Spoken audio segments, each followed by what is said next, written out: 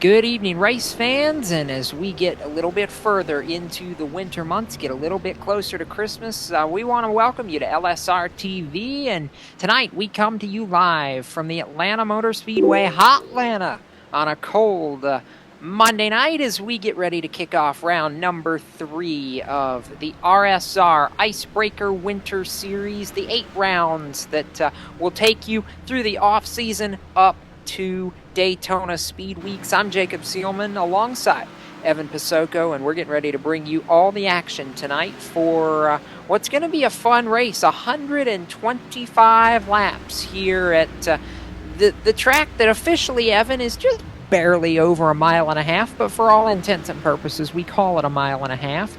But it's not a cookie cutter. This is one of the most difficult and one of the most unique intermediate tracks that the service has. It's a tire eater, and boy does it ever put on some great racing. It's dubbed Hotlanta, and we're out there, the sun's shining tonight, Jacob, for 125 laps, so it's going to be an exciting one. Hard to believe that we're already quarter distance through this season, given it is only an 8-race campaign, but it's definitely winter. We hit freezing temperatures, actually, today in the Las Vegas area, so you know it's starting to get that time of year, so there's always something to keep us busy with RSR through these cold and trying winter months, we'll call them. Yeah, cold and trying. It was down under freezing today here in my neck of the woods, Evan, in Charlotte. So cold is right, but the action on track going to be very warm tonight. Just a shade under 200 miles the distance for this one, and working through qualifying. 15-minute open session right now. Got about 4 minutes left on the clock, and I'll pretend it's this ugly Christmas sweater car that he ran at the Snowball Derby last weekend, Evan. You want to talk about a Christmas car that was a little bit tough on the eyes? Wow. Yeah, I always love when you see the guys out here and they take, obviously everybody has the ability to do their custom schemes in the iRacing sim, Jacob, but they take the real-life designs and they kind of modify them to themselves, and it's the Jeff Gordon Teenage Mutant Ninja Turtles scheme, but it's got Pepsi on it, it's red, white, and green on it, and again, coming down to the holiday season, so why not? Why not? It's not snowing yet, and it surely won't be snowing on track, but it could be very interesting. And I'm watching the speed charts right here. How about the guy that just jumped up to 4th with about 2 minutes to go in qualifying? The 55 machine, Dan Murray, 30.1 flat, just a half-tenth off the pole speed. He was down in the 20s just about when he made his first run. A nice pickup there on his most recent run to move into the top 5. Yeah, he was a top 10 car in practice, but not have been there in those single-digit times, and it was the fastest lap of the night that he put down, Jacob, by just about half a tenth of a second. David Comstock also with his fast of the night. Brian Macklin with his fast of the night, which is why we love these 15-minute open qualifiers, Jacob. There's times where we haven't gone on air yet, but we're watching, and you're going to see Comstock to the top. No, Dan Murray jumps up in front of them, and they're knocking off times all the way through to those final closing seconds. And again, this is still up in the air with that 20 sitting on the provisional pole with about 3/100ths to the good over Brian Macklin. But again, with about a minute and a half left in this thing, still a lot can be decided, which is why it always keeps it exciting when we got these open qualifier sessions. Keeps the action up early on. Yeah, and Marinak came out of the pits a minute ago in the 24, was just getting up to speed, and I think the 9 of Dwayne Vincent almost didn't see him in time. He was coming up on him and had to take really evasive action, and I get the feeling that may have killed his lap. For the number 9 machine, the winner of the opening round at Michigan, of course, Comstock winning last week on the short track at Iowa, and now here we are at an intermediate. So kind of going back and forth between some of the different styles of racing, Evan. Do we have a favorite for tonight? I mean, Comstock's got to be the obvious pick, but if you look back, who else may we see challenge for this win tonight? Anybody within the top 15 can realistically take this thing home. You also got a lot of guys back there that have known to have solid runs. L. Bryce Whitson Jr., Jacob, great run. 1 week ago, has struggled with the qualifying side of things. The double zero's back in 20th right now. We expect him to get up through the field. There's guys back there like a Nathan Little, a Scott Simley, a lot of guys, even Jonathan Cadell, 12th right now provisionally in qualifying. Those are guys that we expect to be up front, and there's so much talent packed into this field that although the top 10 are expected, there's still a lot of heavy hitters spread throughout this field. It's our first 1.5 that we're seeing on this Icebreaker Winter Series side of things. We saw these guys, a lot of these guys, out in these B cars in the Asphalt Assault Series earlier at some of these intermediate tracks, so we kind of have an idea on who to look for. But again, there's just so much talent, I think it's going to be hard to pinpoint. Obviously, got to keep an eye, as always, on Bobby Terrell, though the 94 car, that muscle milk machine, Jacob, loves these nationwide cars. Third fastest in practice, 7th provisionally right now as qualifying draws to a close. Just so many guys I can't make an official pick, but it's going to be somebody that I think that we're used to seeing up top because there's just so much talent packed into this field here. Looks like we got in the range of about 35 cars tonight. Just remember, there's only about 16 more days that you can use the term nationwide car to describe these machines, but, you know, one of those things. Anyway, we'll get to the Gary Mercer Trucking starting grid, and while I say Gary Mercer Trucking, want to give a shout out to Brennan Mercer, who is back with RSR after a couple of weeks off for various circumstances, but Brennan in the 29 back with us. He's on the grid tonight, and the two guys on top of the grid, David Comstock on the pole with that lap of 30.05 that we mentioned, Macklin in the FedEx machine alongside. Stefan Marinak going to roll that 24 car off from P3 inside of row 2. Alongside him going to be Dan Murray.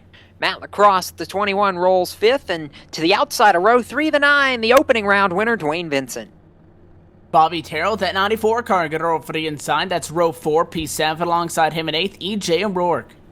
9th tonight, William Kempf, and rounding out the top 10, a name that I've not seen yet in this Icebreaker season, the 33, Billy Hendricks. 2 more RSR regulars back on row 6. 11th, Kevin Linden. Jonathan Cadell going to be P12. 13th tonight, Roger Wagner, the 46, to his outside in row 7. That's Tony Dree on the 111. Joey Jatina going to roll from 15th spot. Scott Simley alongside, that's 16th. 17th going to go to the 6 of Ronnie Potts. 18th tonight, the 41, Nathan Little. Brian Harvey going to qualify 19th position, and rounding out the top 10 rows here, 20th spot, L. Bryce Whitson Jr. He finished on the podium last week, did Whitson. Got a long road to hoe tonight. 21st, the 43, the Petty Machine, that's Doug Roth. And to his outside in row 11, it's the 31, that's Mike Montesi. Damie Pitts going to roll from 23rd position. 24th belonging to Scott Saunders. 25th tonight, gonna be the 84, Jimmy North. And 26th, the 81, a welcome back to Keith Brooks Jr. Dakota Bowman, P27. John Abbott alongside, that's 28th. 29th to Josh Morgan. Rounding out the top 30 is Wyatt Wolf, and the final row of drivers to take time. 31st, mentioned him a few minutes ago, Brennan Mercer, and Sherry Ann Mills, the final car to qualify in 32nd. 3 cars in on provisionals, which will round out our 35-car field. You got Rich Jett starting 33rd alongside Stephen Herring, who's going to take P34, and rounding out the field, shotgun in 35th position. Going to be Doug Manning, who was a top 20 car in practice. Again, did not put down a time in qualifying. 51 car going to be looking to move forward tonight.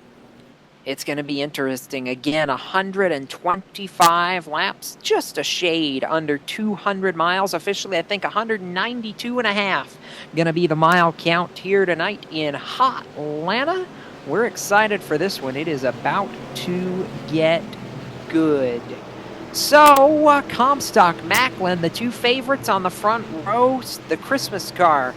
Starting 3rd tonight, Stefan Marinak and Dan Murray alongside him. They're going to be the first 2 rows, the front 4 to bring them to the green flag. And for all of you tuning in tonight on LSRTV, we are glad you're with us as the iRacing Ford First Mustang pace car makes the hard left turn for pit road. Field in the hands of David Comstock as they come down to the start-finish line. It's big stack up on the start, green flag in the air. Everybody looks like it's away, and we're racing from Atlanta.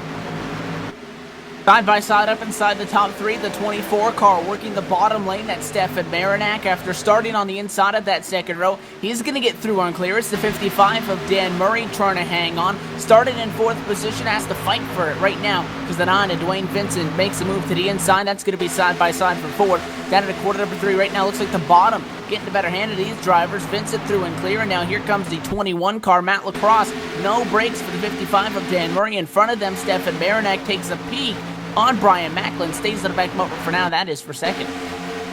Yeah, that's the battle for second, and they are wheel to wheel back behind about fifth place. Murray, Matt Lacrosse, the 21, EJ O'Rourke, the 23. They're all going at it right now, and now all of a sudden everybody's single file, but we got caution on the racetrack. And it's Brennan Mercer. Trouble for the gmercer.com 29 Chevrolet. Turned the wrong direction. Automatic straightaway's going to throttle it up, spin it back around, get back going. That machine looks like it is working with some left side damage, and Brennan Mercer taking responsibility for the incident. Replay is going to be going up here soon. The 29 and the 77 replay live now. And it looks like he just got loose, Jacob, and the 77 to Sherry Ann Mills with nowhere to go. Going to get into that left rear quarter panel of the 29, send Brennan out into the outside wall, and going to cause a little bit of minor damage on the front of that 77 car as well. Quick caution. Yeah, quick caution, nothing major, but a tough break for Brennan Mercer. His first start of the Icebreaker season for a couple of different circumstances. Nothing too major, but again, glad to have Brennan back with us. One of the, we'll call him one of the leaders of the RSR crew because he does a lot of work to help this deal go round each and every week with a couple of different series here on the iRacing Sim. But as you said, Evan, quick yellow flag. David Comstock, the leader. Brian Macklin, Stefan Marinak, the same way they started. Dwayne Vincent's already picked up 2. He moves from 6th to 4th. Matt Lacrosse, where he was in 5th. And Dan Murray, he and Vincent have basically switched spots. Murray back to 6th.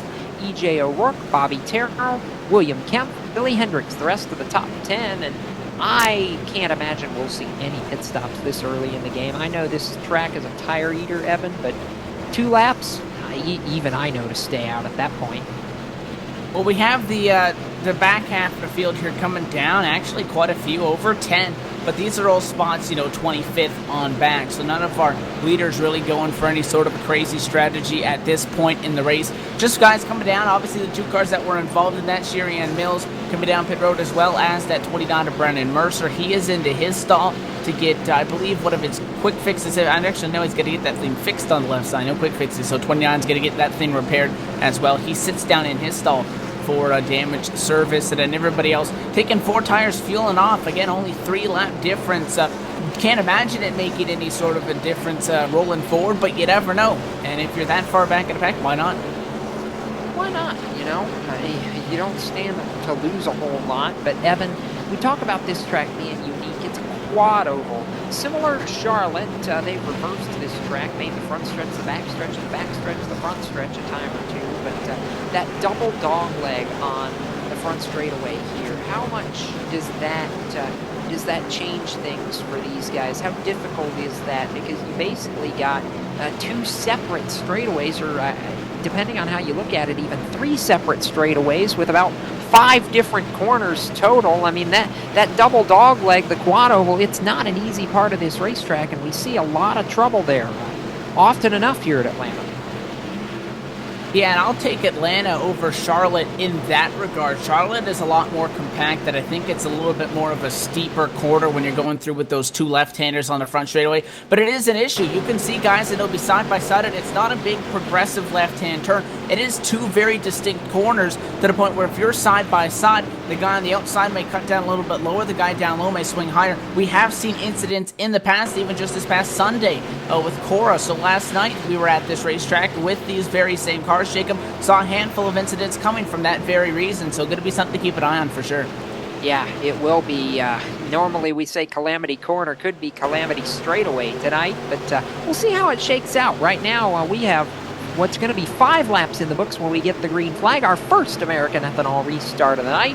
As we come to the line, green flag in the air, David Comstock gets the jump. Brian Macklin falls in line, and it's that same 4-car freight train. Comstock, Macklin, Marinak, Vincent leading it to turn number 1. They're side by side. Matt Lacrosse, Dan Murray for 5th, 21 and 55 behind them. Yeah, it's going to be the 55 again, who's stuck up on the high side. Matt Lacrosse going to be able to complete that pass behind them side by side as well for second. To the bottom challenge by Stefan Marinak. He's on the inside of the 30 of Brian Macklin. That battle side by side, 24 car going to get clear off the corner and give P2 to Stefan Marinak. Now we got trouble behind them. Caution. Oh, big wreck. Big carnage, and we've got multiple cars shaken up in this one. Somebody up and over. Oh boy, that's never what you want to see. Oh, it's Bobby Terrell. Oh boy, one of the favorites, Evan. Bobby Terrell on his lid. Caution flag flies for the second time already, and this one's a doozy. That just got real ugly real quick, and it started coming off the quarter actually with the 94. The 23 had a bobble just in front of him. That's the E.J. O'Rourke machine, and it was the 94, Jacob, who, he just had a nose on that right rear quarter panel of the 23 and was trying to pinch down, get whatever draft that he could. Again, take a look at the replay right now, and as soon as that 23 stepped up the hill, because the 94 was so tight on him, had no time to react and came down, caught the 11, the 111 as well, the 33, the 48, got turned hard into the outside wall and got sent over by Ronnie Potts, and up and over 3-4 times goes Bobby Terrell, lands back on the wheels, but that thing absolutely junked. I'm shocked he didn't lose the engine with as hard as that one hit, and he's trying to, I think, bring it to one of the runoff areas, maybe, get back to the pit area. I mean, the car was still rolling, and now he takes the tow to the pit area, and it honestly looks better than I expected, I guess you'd say, Evan, for having just gone up and over about 5 different times. Yeah, unfortunately for Terrell, he wasn't able to take the Boyer route on that one and only land on the wheels. Unfortunately, he did run around on the roof there a little bit, so with the white paint on the roof as it is, can't really see the 94 up top, but the back end really where a lot of the major damage is from actually getting into the fence and obviously getting hit. The rollover didn't do the most of the damage, and Eddie got hit. Sherry Ann Mills trying to come through that. There was a car almost setting a screen, Jacob, and Sherry Ann was trying to get through. Terrell started to pull back out of where he had come to rest, and then actually they made additional contact after that. So you just hate to see that. I mean, there's a lot of room in theory to spread them out on the front straightaway with all that grass, but I mean, a lot of guys caught up in that post wreck as well. A lot of innocent cars take it out in that, but Terrell had nothing to do. He couldn't do anything there. 23 just stepped up the hill just a little bit, and he was immediately out into the fence and at the mercy of the rest of the field, and got pretty ugly. Quite a few cars in that one.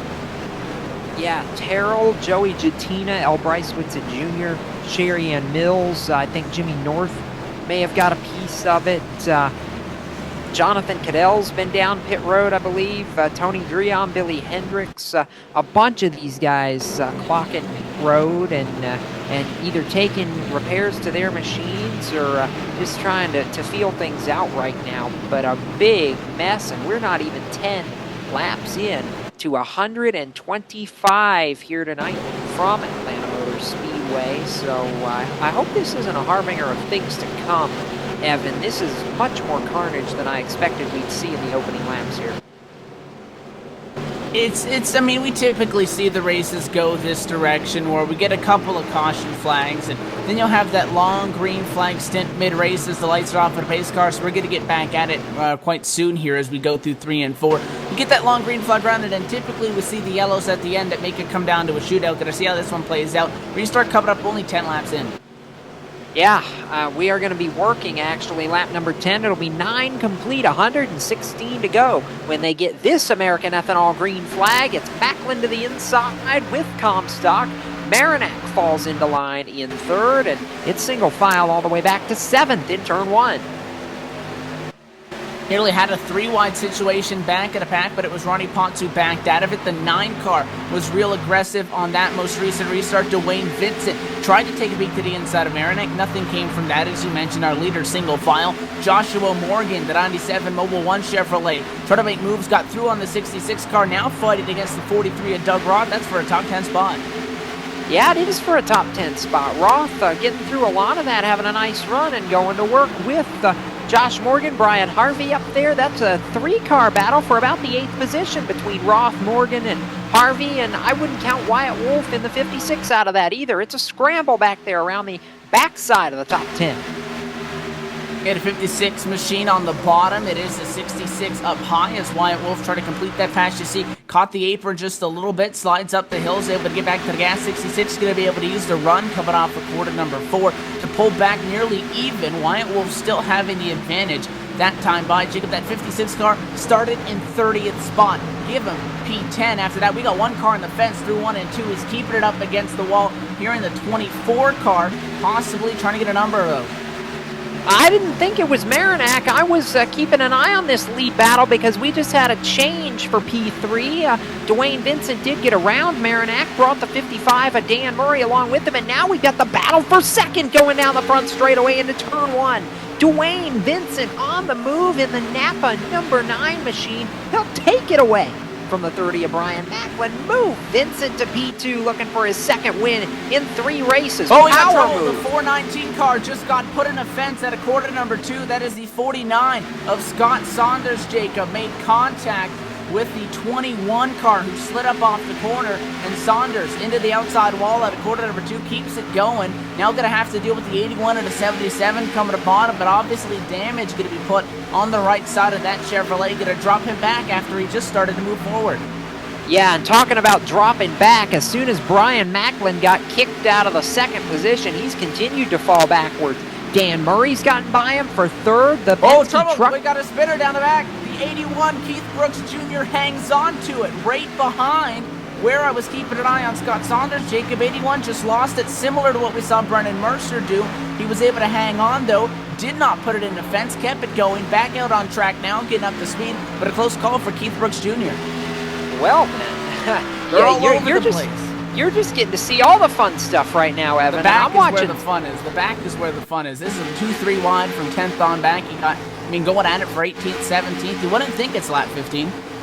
No, you wouldn't. That's what's scary right now. But, up front, it's been pretty good, too, right now. And the bullet that is the Napa Chevrolet of Dwayne Vincent on the move and closing by almost a 1/10 of a second a lap on the 20 of David Comstock. Vincent's on the move. He's chasing Comstock, the leader. Dan Murray third. Kempf up to fourth.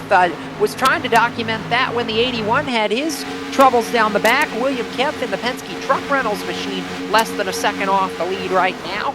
Macklin drop-kicked. He's fallen in line in 5th with Marinac 6th. Josh Morgan 29th to 7th. Brian Harvey's up to 8th. Wyatt Wolf 21 position gain in 9th. And Doug Roth up to now 9th position as they're shifting a bunch of positions. Wyatt Wolf, the 56. Evan just got drop-kicked 4 spots in 1 lap.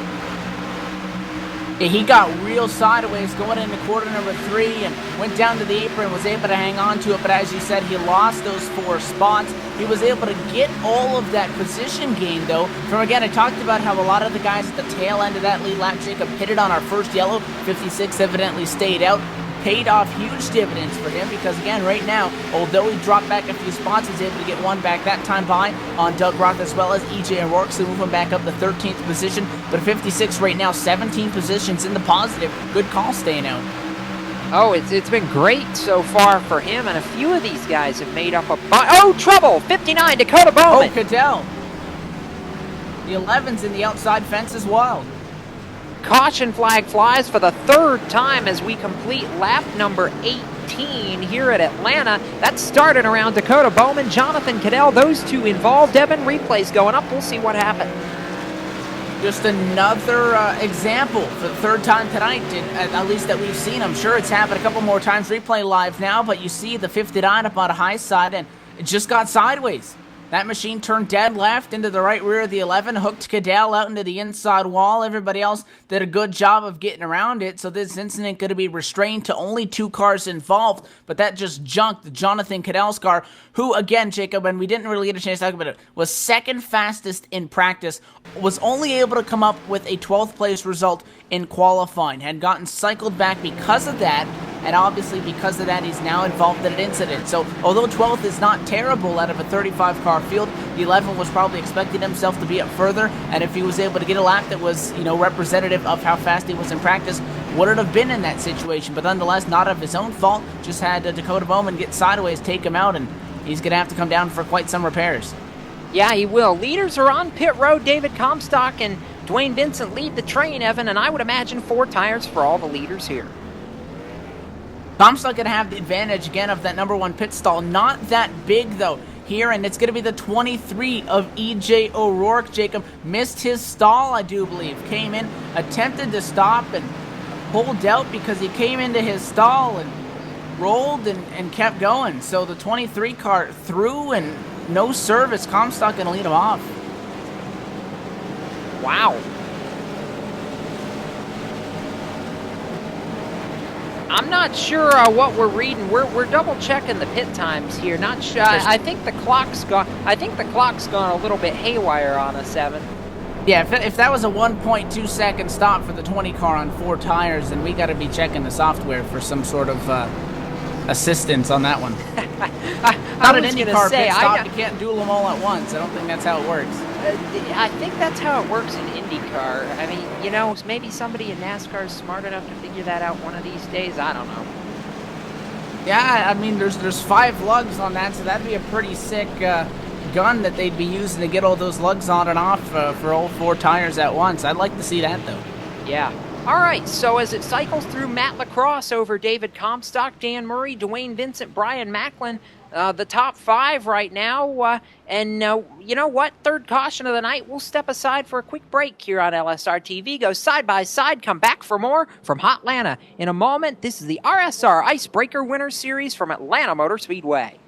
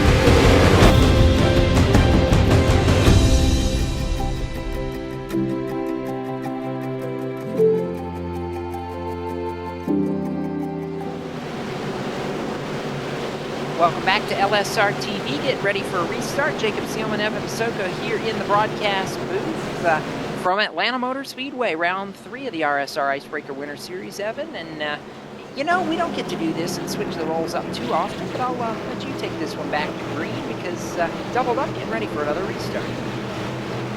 We are, and it's going to be the 21 of Matt Lacrosse who will be in control of this field. The pace car gets set to dive down to the safety of pit road as we cycle at a quarter number 420 car. Going to be on the outside of the front row pace car. Down and away, 21 in control. 1-2 seconds of hesitation. Back on the accelerator, green flag in the air, and single file already for second spot. 20 car going to be able to duck down in front of the 55 of Dan Murray. Murray trying to get clear of that nod of Dwayne Vincent for third. He'll do so. Yeah, he will. Dan Murray having a solid run so far as Comstock reasserts his dominance up front, and I kind of feel bad. We've had him sitting here for about 25 minutes and haven't let him have any fun, even despite somebody getting up on their head, but want to bring in Thomas J. George, who was part of this series last week, subbing for Brennan Mercer. And Thomas, I kind of feel bad. We've had you sitting here just taking everything in, and Bobby Terrell's been on his lid, and we've had 3 cautions, and this track's just been chaotic here in the open, and I have to imagine you're probably glad you're not in it right now.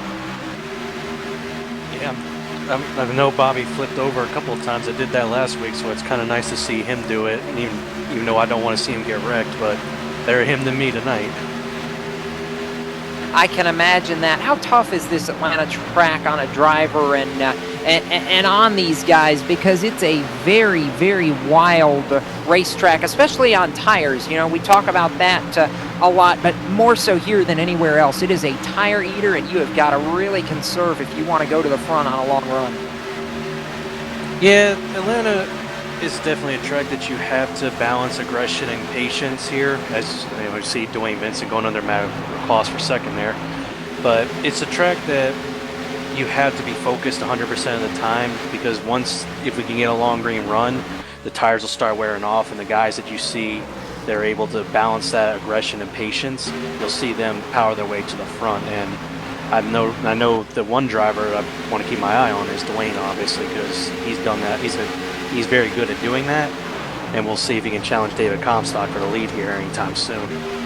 He was closing on that lead here a couple times before that most recent caution, about a tenth a lap. I think the 9 car may have the car to beat, but right now I'm keeping an eye on the Mobile 197 machine of Josh Morgan, who just got drop kicked to the outside. He'll lose 2 spots, one to Roger Wagner, and I thought he was going to lose a third one right there to the 4 of Scott Simley. Simley falls back into line, and Morgan going to have to settle right now in that 9th position, trying to go back inside. That's side-by-side battle for P8. We're also going at it inside the top 5. The 55 really hasn't had an opportunity to break or race. He was battling on the outside, trying to maintain position. Now he's under attack. Went to the inside on the 24 of Marinac, did not work, and in doing so, opened up the door. Now Brian Macklin going to go down to the bottom. He's trying to take P5 from the 55-30 car. Sliding at a quarter number 2, able to hang on to it. Still neck and neck as they go down the back straightaway. Whoa. It's going to allow that 24 one car to clear sideways. just a little bit. Yeah, we had another one sideways on the back straightaway, Evan. The 10 of John Abbott almost went for a ride. He was able to hang on to it and come back up into traffic, losing about 4 spots back to about 14th, where Jamie Pitts in the 71 is right now. But we got a change for P5. Brian Macklin powering back around to the inside of Dan Murray. The 30 and the 55 going at it for a spot in the top 5. And Macklin back inside, and here comes Murray again. A fight back at it, and again, he was trying to make a move at 21 car. Matt Lacrosse Logan actually brushed the outside wall. Coming at it, quarter number 4, just didn't get down low enough into the quarter. Stepped up the hill, much like we saw E.J. O'Rourke do earlier when he slid up into Bobby Terrell. The 21 just grazing the fence. 30 car going to get clear. The 55 of Dan Murray can't quite get all the way around. And now here comes the 22 of William Kemp closing quickly. He's going to have to take the bottom, and he wants to follow that 55 car through. Going to use the low side. Murray's going to be clear, and it's going to be side-by-side between Kemp and Macklin right now.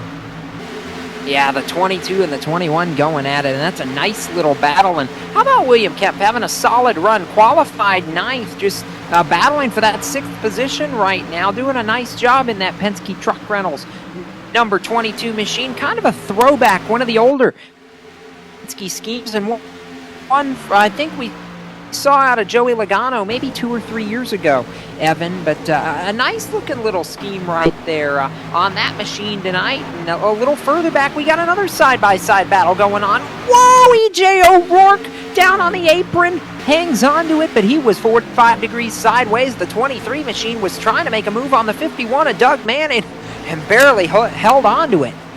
Contact 46, the 22 just got put in the wall. William Kemp, Jacob, you were just talking about him. The broadcast first going to strike again. 46 of Roger Wagner went to the inside, slid up, and just cross-checked him. That's my Canadians term there, into the outside fence. A lot of right-side damage on that 22 GoPenske.com Ford. Sliding back a little bit now to in the range where that 10 of John Abbott is. So going to be back to P12 or so when scoring will all cycle through here. But that car has some damage. Tough break because he was going forward. Oh, it's sideways. He can't hang on. He's real take loose. No blame for the broadcaster's curse. I promise you, Evan, there is not such a thing. It's just a coincidence. I'm not buying it. I'm going to blame you. I think you owe that 22 car something after the race here. Oh, he's still wrecking. He's trying to hang on to it, but that thing's everywhere but straight off the corners now. Yeah, toes knocked out. I have to imagine with as hard a sock as he took to the outside safer barrier, Thomas, when you knock the toe out of these things, they just absolutely will not drive through the center of the corner. Yeah, you can get away with it if you scrape it lightly enough, but if if you just hit that wall as hard as he did, that car is almost going to be impossible to drive, and it's a tough break for him too, because I was keeping an eye on him as well, and he was working his way through the field. He was actually close to a top 5, but just going to have to hope for a caution here soon so he can get it fixed and maybe get back in this thing. Yeah, that's what he's hoping for. And I'm looking at another side-by-side battle, and another guy that I've been keeping my eye on, Evan, and that's the car that's brought back some petty blue and STP red this week. The 43, the petty machine, that's Doug Roth. Started 21st. He just worked his way, I believe, into about the 16th position. They were working on Nathan Little, and he'll take another one from the 22, William Kemp right there. So move Roth to 16th, and now going to work on the 41 a little for P15. But those STP colors, I mean, that just never gets old as Kemp gets loose behind him and trying to save it, and does. And wow, hello drama. And like I was saying, though, a throwback scheme that never gets old, and I gotta say, it looks good in this ice. There's a lot of paint schemes that look good in this Icebreaker series tonight. And the 43, obviously well known throughout RSR, always sporting the petty blue colors, has intel on that Chevrolet here tonight. But I'll tell you, the 22 car right now is the definition of wrecking loose, because he just stepped it up the hill. 29's going to make an evasive maneuver to get around him. That's Brennan Mercer. Goes down to the bottom. The 11 will follow through as well. That's Jonathan Cadell, who got caught up in an earlier incident so far tonight. That 22 machine, it's impressive that he hasn't put it in the fence yet. It's about 15 degrees sideways every time he goes through the corner. Things acting like it's on black ice.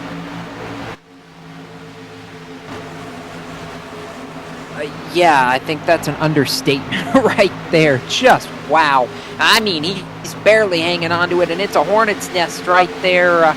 Right there around him. You got 2-3 wide action. They're just trying to get through without that 22 car taking somebody out along the way. Jonathan Cadell's right there in that mix. Brian Harvey is right there in that mix. It's just a nightmare right now with one of these cars as wounded as it is, and trying to make that happen, Evan. You just have got to be so careful. Yeah, it's a calculated risk versus reward scenario, and everything that you're going to be doing as well, passing, obviously navigating through traffic, there's everything that goes into it. And even if you say come up on a lot of traffic, which we could be seeing here not too shortly, if we continue to get this long green flag run, is when our leaders start to catch up to lap traffic, which is David Comstock, who, by the way, clear by about 1.5 seconds. He's 1.1 positive to Dwayne Vincent, who sits second spot right now. Clear track in front of him for the time being, but if this stays green for quite some time, going to catch up to some lap traffic who may have damaged cars, have been in incidents earlier in the race, Jacob. Even if those guys are trying to stay out of the way, you can still catch them at very inopportune times. Nothing's guaranteed, especially when you're out there with 35 other cars. Nothing's guaranteed at all, Evan, and you know, I have to say right now, nothing's guaranteed in this top 10. There's a few guys I didn't expect to be up there right now, namely big movers here early in this race. Roger Wagner up 7. He's in the 6th position right now. Scott Simley +9 on the evening to date. He rides in the 7th position. 9th right now, +19. I think right now he's actually our hard charger of the race so far, is the 10 of John Abbott, and up 12, Mike Montesi inside that top 10, and even Jamie Pitts in 11th. Some of these guys avoiding the big wreck that we had earlier on in the going, and doing a nice job to hold some track position right now, despite some crazy racing all around this 1.5-mile racetrack. 20 car is liking the view out of that windshield right now. That is open racetrack. Vincent's hanging in that 1.1 second range, now back to 1.2, so the 20, obviously one of the faster cars on the racetrack right now. A couple of guys that are moving through the field. The Firehouse Subs machine. How about Roger Wagner? We've talked about him a couple of times. The 4 car was just able to get around him, and now he's trying to fight back after starting in 13th position. So put that 4 in the conversation as well. Scott Simley started in 16th position. Both these guys now top 7 cars on track. The 4 continued to move forward. He's moved that Budweiser Ford around that 46 of Roger Wagner. So Scott Simley going to be able to get up into P6. Matt Lacrosse has been going the wrong direction. The 21 car started top 5, sits 8th right now. Still well within striking distance, but not what he was looking for. How about John Abbott, Jacob? P9 after starting 28th. great run for that 10 car, Mike Montesi, as well. So we get a lot of guys that are going back through the field, as well as a lot of guys that are coming up through the field.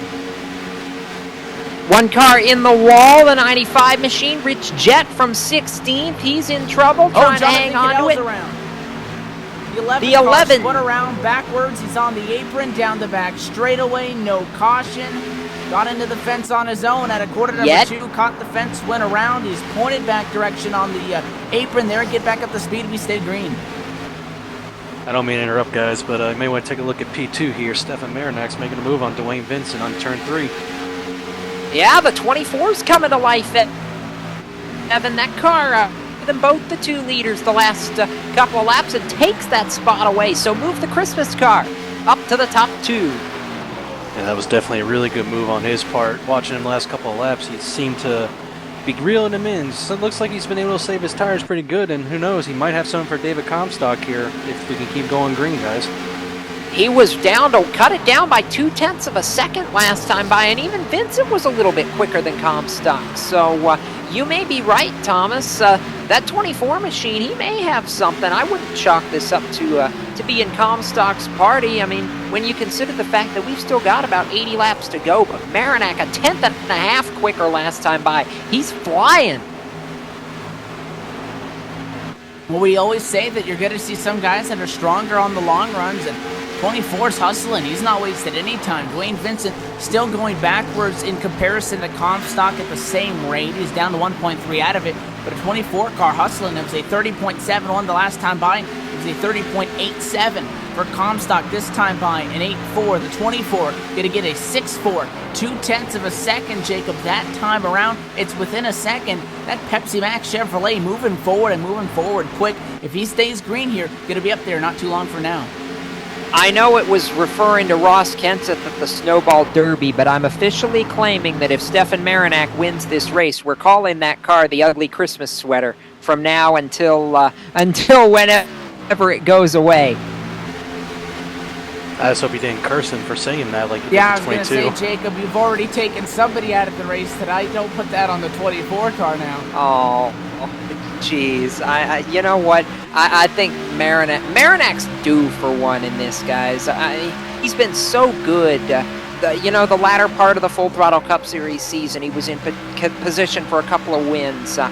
This Icebreaker Series, he's had a fast car and just hasn't been able to get the brakes fall his way. He's due for one in RSR competition, and he has got a lightning fast car, almost a quarter second time by, cuts it down to about 6 car lengths. I mean, he is digging through the center of the corner, and that's where he's making up a lot of his time, Thomas. He is just rolling that car so cleanly through the center of the corner.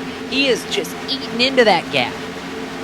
Yeah, he's, like I said earlier, he's definitely saved his tires for a long part of the race. He's hung up in the top 5, top 10 for most of this race, actually, and if he got a green run, he definitely was going to be in good position here. And I know we're coming up on pit stops here, and I don't know, about 15, 20 laps, give or take, maybe less, but he saved it for the end of the run, and as he's just letting it roll through the center of the corner, just letting that car settle and getting back on the throttle, not turning that wheel so much, it saved that right front, saved that right rear especially. And at a track like this, if you can save tires, you're going to be the fastest thing on wheels out there. He's the fastest thing on wheels so far. 51 laps going on the board this time. It was down to 0.4 of a second. It's down to 0.3 of a second and about 3.5 car lengths into turn number 1. We watched this battle for the lead, and boy, it's a good one. David Comstock's led all the laps so far tonight, but he may not be leading much longer. The Pepsi Max, as I've called it, the Ugly Christmas Sweater machine of Stefan Marinak, charging to life. It's down to 2 car lengths. It's down to a car length and a half off turn 4. Here comes the 24. Battle for the lead down the front straightaway. He's looking high, looking low, inside in 1. He's got him. That tires are gone on the 20. That 24 is fast. He's got him here. Side by side. Though up at a quarter number 2, Jacob, that Comstock machine able to get back to the throttle. He'll pull 3/4 of a car length down the back. 24, though, still has that inside position. Marinak, your 2013 Asphalt Series champion. He knows his way around these beat cars and got real close that time in 3. Gonna have to back out of it, regroup, and get another shot at it. Great defense, though, on Comstock on that one, being able to defend that top spot. That was a bold move right there. I mean, he did everything but make contact with the 24 right there. I was almost looking for maybe a scuff mark on the door because they came oh so close. But, man, Comstock pinched him down, Thomas, and wow, we're going to go side by side and take a look at this from the onboard of Marinak's machine. But these two, they're gutting it out right now. I gotta say, Marinak is a better driver than I am because I would have given him a little bit of a scuff mark on that one, but David, he did the move he needed to do to defend that position, but it looks like I still think that 24 is faster. He's on his bumper, he's not giving it up, and I just think the tires are gone on that 20 car, so eventually he's going to find a way around him. He's just got to be patient and not burn his stuff up here. And I find the line he's running in turns 3 and 4 a little bit interesting. He's actually running about a half groove off that white line, maybe trying to build up a little bit of momentum, running a little bit higher groove there, get the speed up, and try to roll some momentum for a pass going into turn 1. Yeah, when your tires start wearing down, you lose that grip and that traction to the center corner. Up, and here's a good move, guys. Going forward in turn 3 right now, finishing the second. Yeah, and they about touch again in turn 3. Comstock to the high side. Marinak digging down low. I think he might finally get him here through the double dog leg. Comstock's going to lead it at the stripe, but I mean, these two are just going at it. He dive bombs it into turn 1. Going to try to slide job him, and he'll finally get the spot here at lap 57. It took a couple of shots at it, and he went to the inside, and the 20 was just not giving an inch. And finally, Marinak, as you said, really threw it down into the quarters and was able to get clear, and the 20 car takes a peek to the inside. That time through 3 and 4, nothing going to come from that. We got a 3-car battle just off of our leaders right now. It's got a couple of guys, Dwayne Vincent, right in that mix as well. This all with Dan Murray, Brian Macklin, these guys, Jacob, within half a second of each other as we see a couple cars on the apron making some pit stops here. Yeah, I think we're about to start that cycle and trying to go side by side for 4th. The 55 of Dan Murray took a look to the inside of Napa Chevrolet of Dwayne Vincent. Couldn't make it happen and fell back into line right there. But, man, oh man, I mean, this battle for the lead, and I can't help but look at the 24, Thomas. And, you know, the one thing... Oh! Well, I'll come back to that. We're slow again for the 4th time tonight here, lap 59, so that's going to put the leaders on the same strategy. And, Evan, I haven't seen yet what the caution's for. Looks like maybe the 4? Budweiser, yeah, Scott Simley, he's turned around. The 51 of Doug Manning is backwards in the front straightaway grass as well. Caution going to be for those guys. It looks like it started with the 51. Just another case of somebody just getting loose coming off the corner. And similar to how we saw that earlier at Capit out of 4, that 4 car evidently had nowhere to go and just pile drove the 51 right in the driver's side door. The 46 car going to get involved in that one. We were talking about how good Roger Wagner was doing. He's going to get torn up in this. Wow. So again, another... a few guys who having really strong runs get eaten up by this caution bug, and really at an inopportune time. A good time, though, for some of these race leaders, because it comes right as they were likely going to get ready to make some green flag pit stops, Thomas. So saves them from having to make the commitment under green flag conditions. And now 4 tires, gas it up here, and get ready to go back racing, because by the time we get the green flag, we'll be just past halfway. Yeah, it's definitely going to play to the advantage of all the leaders up there. I still think Marinak didn't want to see that caution, because if you think about it this way, you pit under green. Ooh, that was a little close there between 20 and 24 there. Almost brake checked, it looked like. I mean, Comstock about had nowhere to go when Marinak got on the binders to get down to that pit road speed. 24, Evan, he's going to park in his pit stall right here, and we're going to see what green flag pit stops hold. And I think the 30 overshot his pits. Maybe not. It's close. He's in the stall, but he's at a wild angle, so that's going to be interesting. Get it out of pit road, because he's going to have to turn that one to the right. Get it out of pit road. Out the 20, though, David Comstock going to be able to beat stall the 24 number 1 off of pit lane. that's the dividends there of that number 1 pit stall. What about a quick note? We saw some minor right front damage on the 24 machine, Jacob, of Stefan Marinak. I know you were talking about to see if there was a scuff mark. Well, when they came close in quarter number 3, just about 10 laps ago, actually did make very minor contact. So there is some right front damage on the 24 via that contact with that 20 car. I don't think it's going to affect him, but just want to make note on that there was a little bit of contact back then. All right, so how about this for a 4-tire pit stop, or 2-tire pit stop back in the pack? 10.8. Wyatt Wolf trying to make up some track position, came in that was a 4-tire stop. 15th place. Really? 10.8 on a 4-tire stop? Are you kidding me? Somebody give that pit crew a bonus this week. Yeah, well, we saw somebody. Pull a wow. 1-second one earlier, so.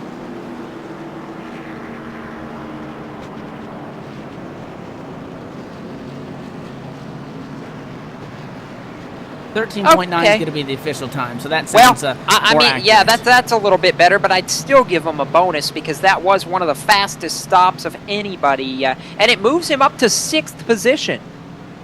Well, who is it that was putting down the pit stops faster than anybody else, Jacob, in the Cup Series with those special guns? Denny the name Hamlin. is eluding me. There you go. So maybe it was Joe. It was the Joe Gibbs teams, Hamlin and maybe Kenson. Had the Joe Gibbs patch coming in today, but no, it's going to be a 13-second stop. 10 would be nice, though.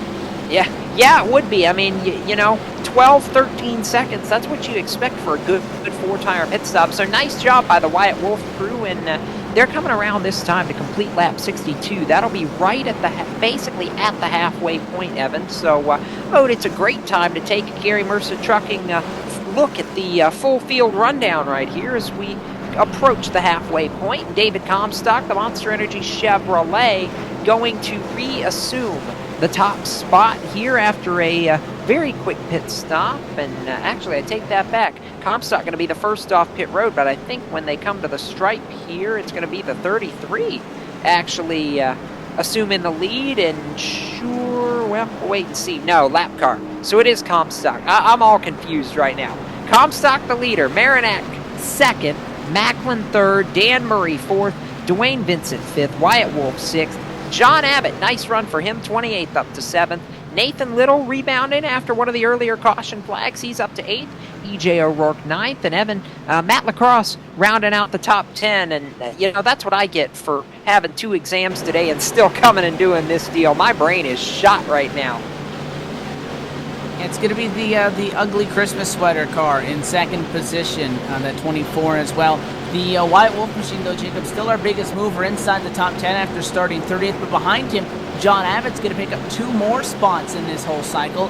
He's now 7th position after being 9th not too long ago. He, as we talked about, started 28th in this race.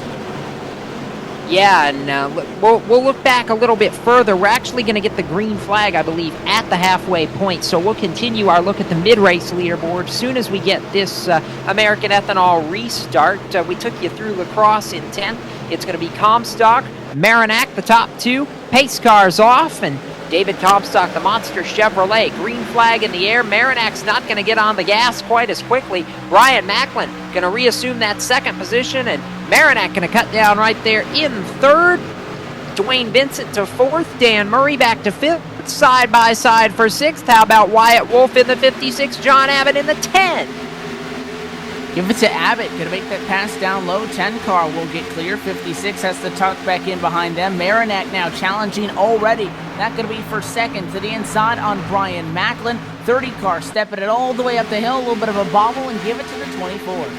I'm not surprised by that at all with as bullet fast as that machine's been. Here comes the 24. I thought he was going to take a dive for the lead. He'll hang on to it, and as we continue to watch this cycle, want to go ahead and take a look as they've cycled back across, back beyond the top 10. Now we got you through Matt Lacrosse in 10th, Doug Roth 11th, Jamie Pitts 12th, Scott Saunders, the Rue Motorsports entry, to 13th, Kevin Linden 14th, Tony Dreon 15th, 16th to Jimmy North 17th, Brian Harvey 18th, Josh Morgan, the Mobile One machine 19th to Sherry Ann Mills, and 19th to Mike Montesi now as Sherry Ann dropping back, and 20th to the 95, Rich Jett.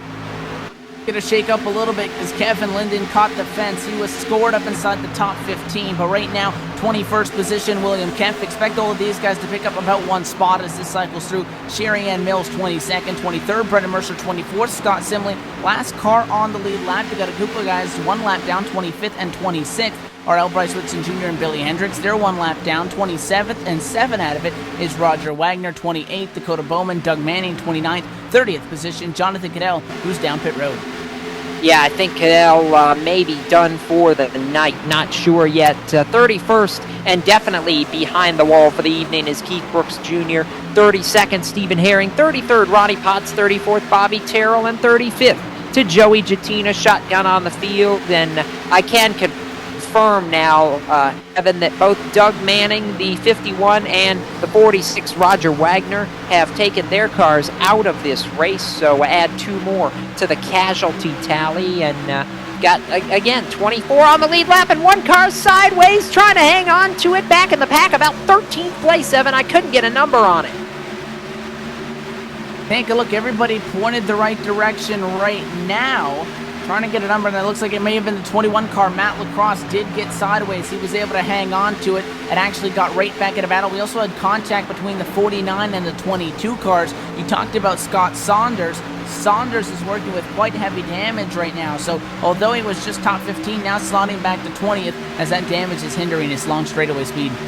Hey, Evan, when he cycled back across, Lacrosse was 13th. I was literally eyeballing that, but that's just scary. The unlucky number 13 position on that. He, again, nearly put that thing into the inside wall and only lost about 2 spots in that exchange, so the 21 was able to make quite a quick recovery on that. Still trying to work back up toward the 66 of Brian Harvey, Tony Drill, and Jamie Pitts. Those guys were all able to get around him right now, so 21 trying to fight back through. It's a top 5 battle for the lead in turn 3. To the inside goes Marinac again. Comstock to the outside of the racetrack, and the ugly Christmas sweater is back for more, Evan, through the quad oval here on the front stretch, and Comstock, slams the door on him. That was no question. He said, there's no more looking to the inside there. I'm taking it back. Yeah, 20 car just slid across that nose of the 24, ensured that there was no room. We're on board with that 24. He's got trouble from behind as well. The 30 of Brian Macklin all over the back bumper of that 24 machine. That's the FedEx Chevrolet of Brian Macklin. Top 3, even make a top 4 or 5. Dan Murray, Dwayne Vincent not too far off of this as well. All of these guys up inside the top 5, all stacked up on each other. A little bit of contact that time. 30 gave a little bit of a nudge to the 24. We got trouble behind them, yellow. Yeah, caution flag flying for, I think, the 6th time, 5th or 6th time tonight. Yeah, the 22. And that, you knew sooner or later that car was going to be in trouble, Evan, with as wrecking loose as it was earlier in this race. And that's a tough break for the Penske Truck Rentals, GoPenske.com machine.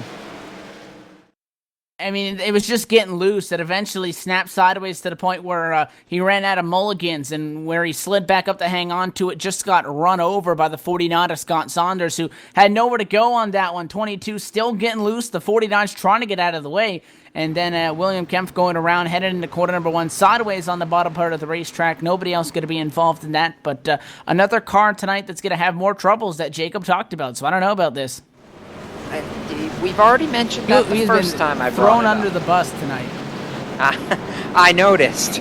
All right, let's see. Coming to 73 laps in the books. That's about 50 laps to go, just over 50 to go. So we'll take this caution opportunity to step aside for some commercials, but we'll go side by side so you won't miss a thing when we come back. More from the Atlanta Motor Speedway. We are in the state of Georgia, and David Comstock leads. We'll catch you up on pit stops after this on LSRTV.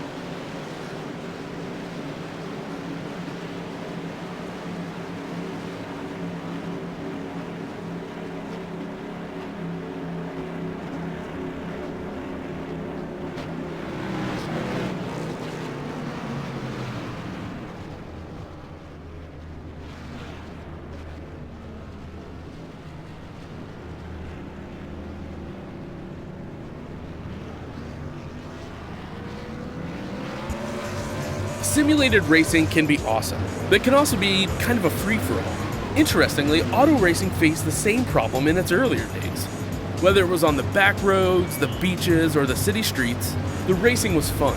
But there was always a certain level of chaos and danger, until some folks came along and put some order to all of this. Stuff like official racetracks, regulations about weight and equipment, and enforcement of standards. That's what gave us high-speed excitement, fast-paced action, and photo finishes. That's when racing became racing. The guys over at iRacing.com have made the same transformation in the world of sim racing. Sure, they've got the most accurate tracks and realistic cars out there, but that's just the start. See, iRacing analyzes the performance and results of each driver in every race, so you can be sure you're always placed in races where the competition will be tight, and that those reckless drivers who ruin it for us all are kept in the pits. Not to mention that with over 45,000 active members already in their vast community, you can find races day and night, so you can always get in on the action. You can even join a league of your favorite series. And since updates are always automatic, you don't have to worry about software and can focus on the track. Zip up your fire suit and check out iRacing.com.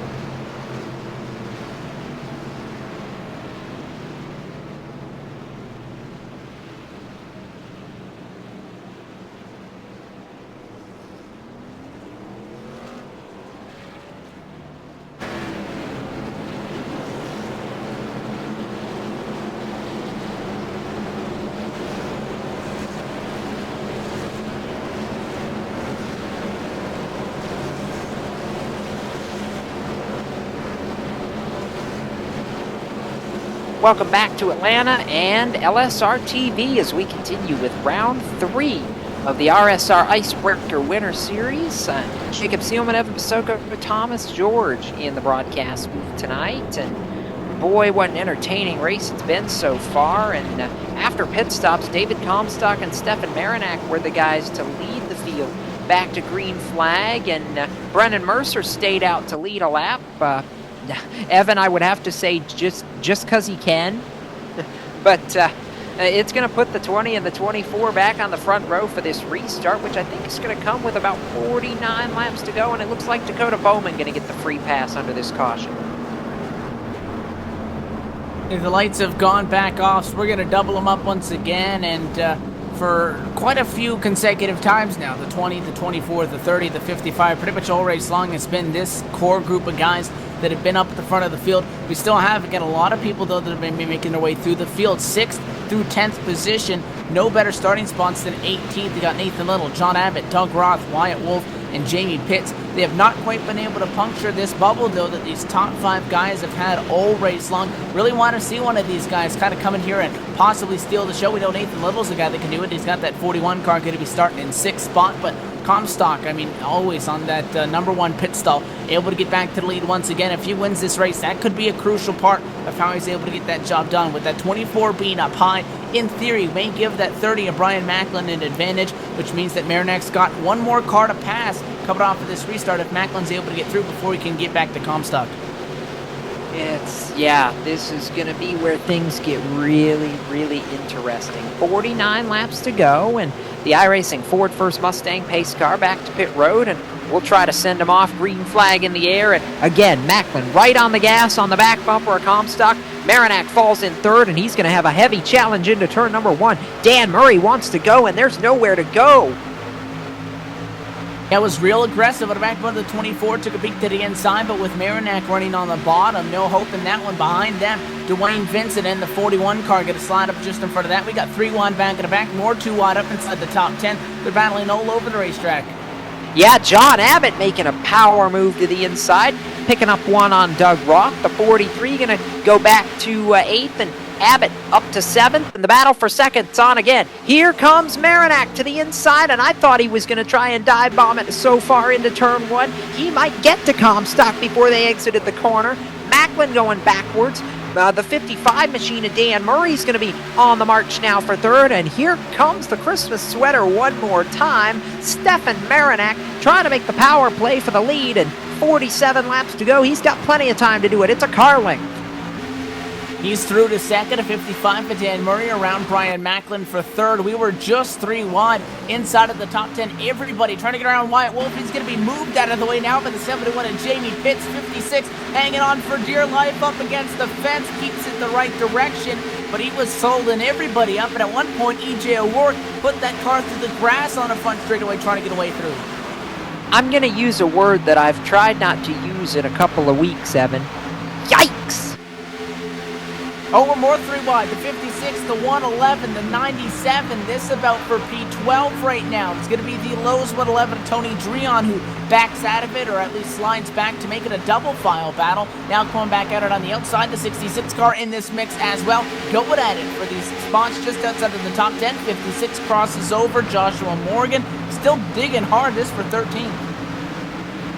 They're basically, Evan, they're trying to wreck, and they just haven't done it yet. I mean, somebody else nuts. did Caution on the racetrack. Oh, trouble in 3 and 4. One car just went around, saw a lot of smoke there. Backwards, the 00 of L. Bryce Whitson Jr. He is hard in the outside wall after a 3 wide gone wrong, where the 84 car tried to shoot the gap and bounced into the 48 and then just dumped the 00. A little bit of an aggressive move on Jimmy North's part. Trying to make something work, though, Jacob, in the latter stages of this race. And it turns that 00 car around. Huge lick into the outside wall for Bryce. And then another car comes swooping through, Dakota Bowman. Going to get quite some significant damage on that after making contact with that 00, who was facing backwards on the track. Thomas, I mean, we've seen you make some of those kind of aggressive moves a time or 2 or 3, and the fake out on pit road. But I mean, we look at this, and it's one of those things where you talk about it with us all the time. You give and take until about 40 laps to go, and then it's all take and no give. And this just, it happens. Yeah, it happens, and you got to start making moves at some point. I mean, for the first 2 stages of the race, I always say there's 3 stages: the beginning, the middle, and the end, obviously. In the first 2, you want to just set yourself up, and you want to get yourself in that position to want to win the race or get the best possible position you can have at the end. You also just want to know when or how well your car is handling, and I mean, y'all mentioned it with EJ going through the grass there. I made that move at Texas, and that was with about 20 laps to go, if I remember right, and it's just the nature of the beast. When you're trying to get the best possible finish, especially if you're points racing, you're trying to get as many points as you can.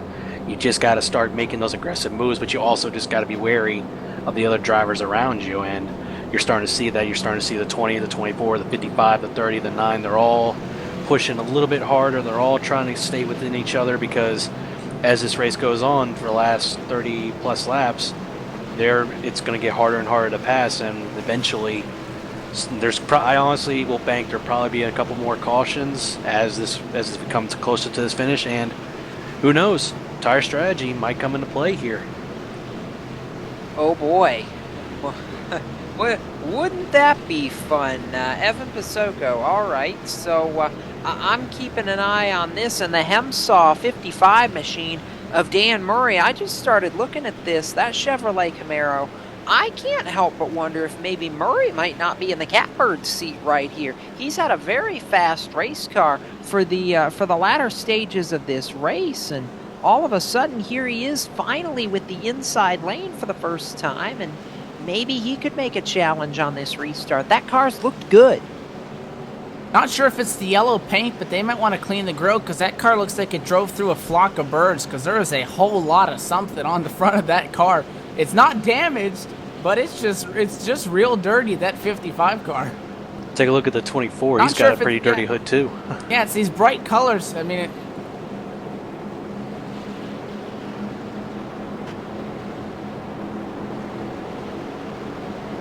yes, by the way, these random pauses are because Laura's yelling in our ear for somebody that doesn't know.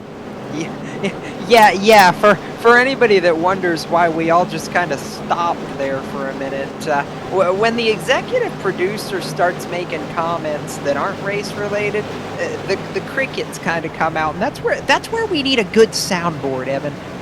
So somebody needs to pull the crickets on us. At least have something. So she's yelling right now. broadcast She's would be making good. animal noises, and it's getting that time of night. Yeah, it's getting that time of night. That's what's scary. And there's no alcohol involved either. I'll tell you this much, I'm glad I came up to do this tonight, because this is fun. The driver says this is fun. Hey, we'll take that, and I think we'll also take gearing up for a restart, Evan, with, what, 41 laps to go?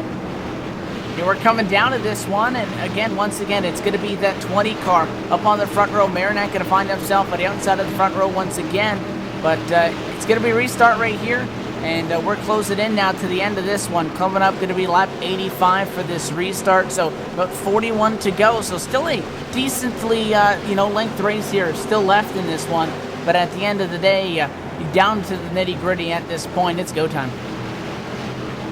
Go time will come in the form of an American ethanol green flag right here that will give us about a third of this race to settle it. Ford first pace car is in. David Comstock, Stefan Marinak, Dan Murray gets a great restart. Marinak does not. Green flag in the air. Comstock gets away by about 4 car lengths, and Stefan Marinak's not going to lose 1. He may lose 2 or even 3 positions now. They just clotheslined him on the outside of the racetrack in 2. Like you said, no take. It's all take now, no give. The 9 car going to slide up in front of the 24. He's got to come back down because the 30 took a look to the inside. That is Brian Macklin, but the 24 again, via starting on the outside of that front row in second, is trapped up there. Now the 30 going to try to kill 2 birds with 1 stone. Macklin to the inside onto Wayne Vincent. That would be for third. Yeah, it would be. That's a power move by the FedEx Chevrolet. I mean, he dove from the top all the way to the inside, and that car is rolling. He's trying to get around Dwayne Vincent, and here's the battle for the lead. Quarter to 2. Yeah, there's the 55. Huge run by Dan Murray.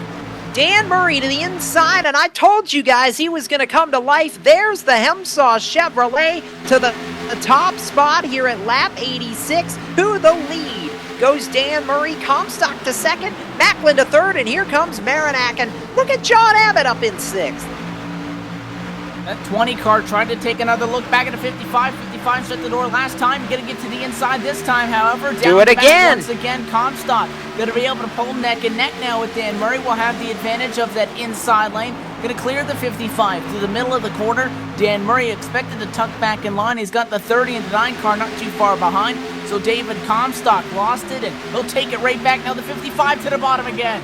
Crossover Central right here with 37 laps to go. Murray to the inside, Comstock up high. I mean, what a battle for the lead. Comstock slides up the racetrack.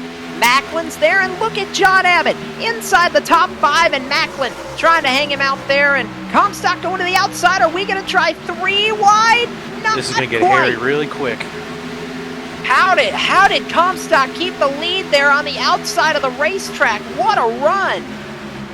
As we got the top 8 cars within 7/10 of a second. Oh, contact! It's not Daytona. These guys nice and close to 55 once again. Kind of getting pinched down a little bit. Can't get that car to the high side, and Brian Macklin going to get P2 back. Well, yeah, look at John Abbott. He's trying to make a move for that 4th spot. Couldn't do it. Marinak's up high. I mean, this is a 6-car Hornet's nest, and I don't know who's going to come out of it on top. This is wild right now. Look at John Abbott trying to make the move again on Dwayne Vincent for 4th. And that 24 of Marinak still can't get in a position to try to make a pass. Look to the outside on the 10 car, has to get back down in line. Marinak, after being a top 2 car all race, back to 6th now. How about this, Thomas? And I mean, we see the outside lane work so much in the Sprint Cup series, but we don't see it here. We don't see it here on the sim as much until right now. What a move some of these guys have made, using that high lane to their advantage.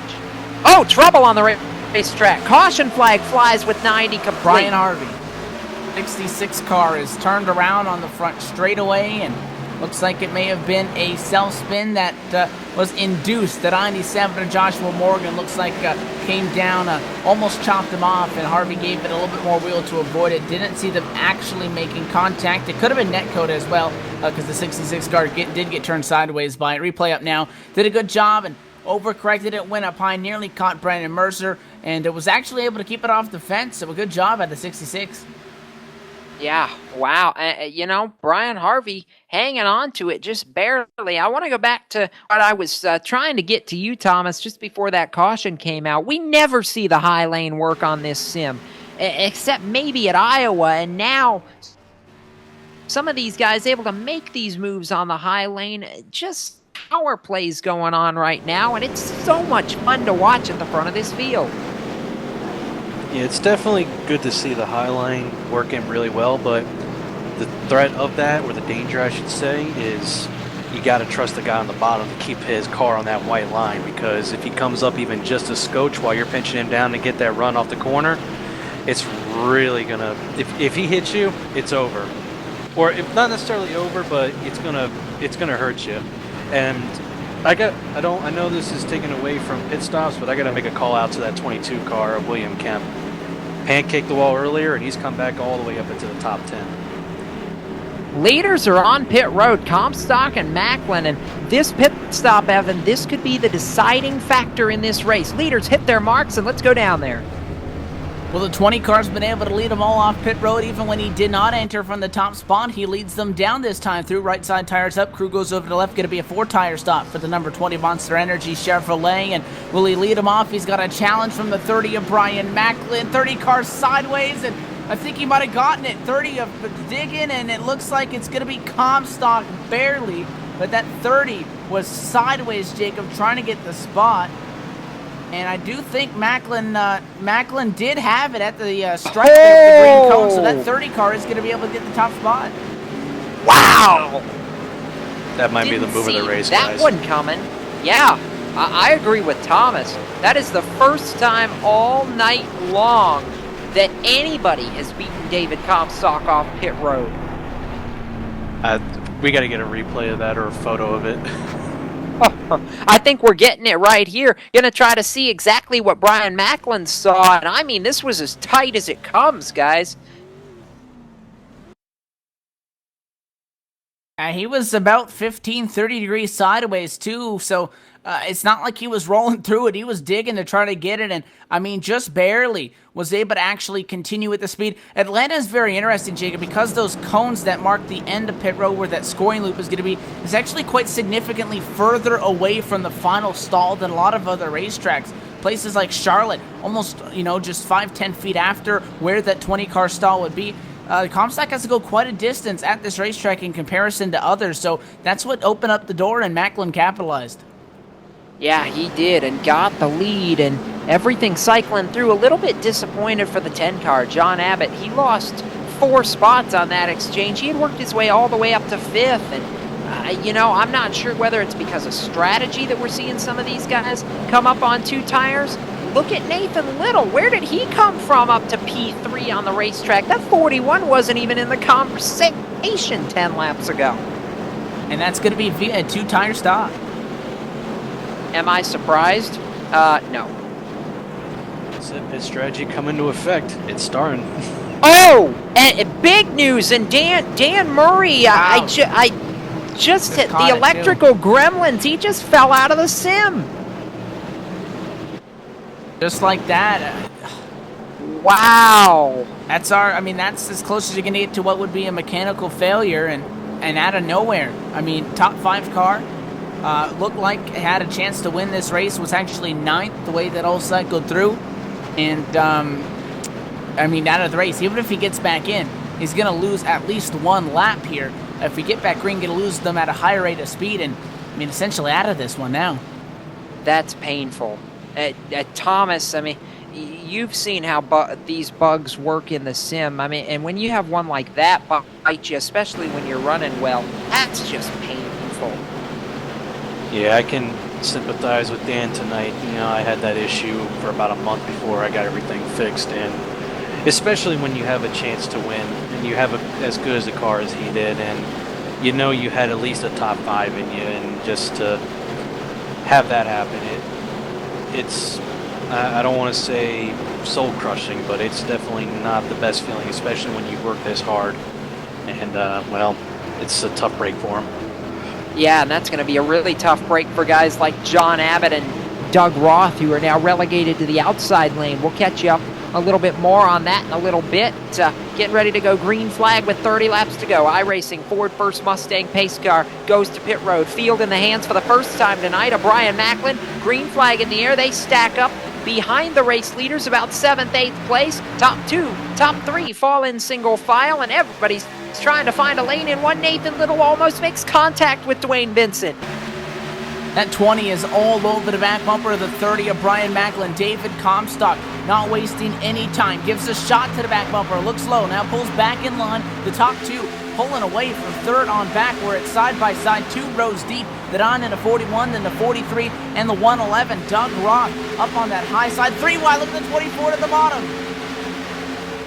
That's the moment where you hold your breath and hang on tight, and there's still 3 wide in 1. Double filing out now, but still 3-4 rows deep. Stefan Marinak trying to get back up through this field. Oh, the 111! Oh, here we go. The 111! Yeah, and everybody scattering to avoid. Caution flag flies, and Dreon, I mean, you saw that one coming, guys. You just saw it coming. You knew they couldn't keep racing like that without something happening eventually, and there you go. Go 3-1 coming off the corner, it just thins up, but it was the 21 who tried to shoot the gap. A little bit of net code on that, but nonetheless the 21 still would have gotten into that 111 car. And I mean, he was following the turn that 23 on the bottom side was making, but the 111, there's a fence that's going to pop up at a quarter number 2, so that machine, obviously Tony Dreon can't go into the wall. So although the 21 may have been following with that 23 car, Jacob, making the same arc, obviously just not enough room to make that unless he was a little bit lower, and still that's cramming it tight. But it is less than 30 to go. You got to make something happen, and unfortunately it turns the 111 around. The 21 who initiated the contact drives away, and it's Tony Dreon who's stuck in the fence. Hey, there's a fence there. Yeah, I don't know who put it there, but Well, I mean, the track's only been around for 30 years. It just jumped out at me. Came out of nowhere. Is that the part where we go, I don't know what that was, but that just happened, Evan? Haven't been able to use that one in a while. Yeah, I mean, I'll tell you, it was just going through the corner, and the wall just jumped out at me out of nowhere. It was crazy. So under caution with 27. Yeah.